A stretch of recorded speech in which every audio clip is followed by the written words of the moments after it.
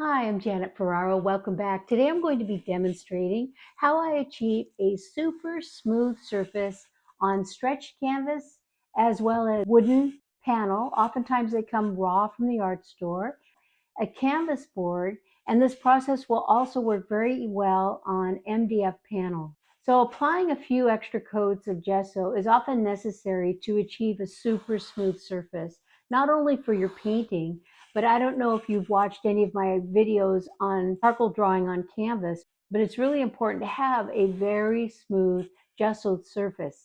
So today I'm going to show you and demonstrate how you too can do this and maybe cut a few steps out, maybe shorten the time of your prep work so that you can jump into painting right away. The process I'm going to demonstrate today is not only how I layer the gesso, but what tool I use and the steps that I take to ensure that the canvas is really smooth. You don't want the grain of the canvas to interfere with the end result of your painting. First, I'm going to demonstrate how I apply the gesso to this raw wooden panel.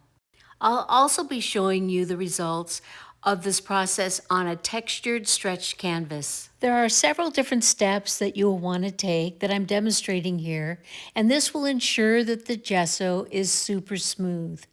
The first step is that I'm applying the gesso using a sponge. Once the surface is covered with gesso, I spray a fine mist of water. I use a fine misting spray bottle to do this. The mist of water definitely helps the paint to settle down, which helps to create a nice smooth surface. Now I'm applying a second coat, and the gesso definitely does glide on more easily. And I do spray a little bit more water onto the surface from time to time, especially if you feel like it's getting tacky. And notice here the light touch I use at the very final stages. This definitely minimizes any surface texture, creating a very smooth surface.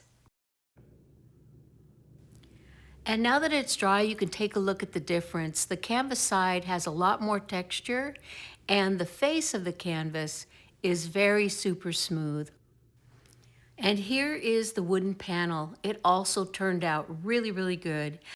I applied 3 coats of gesso to the wooden panel and 2 coats of gesso to the stretched canvas. And all of the gesso was applied with the sponge, as you know, and I did use the fine misting spray bottle just to help the process along.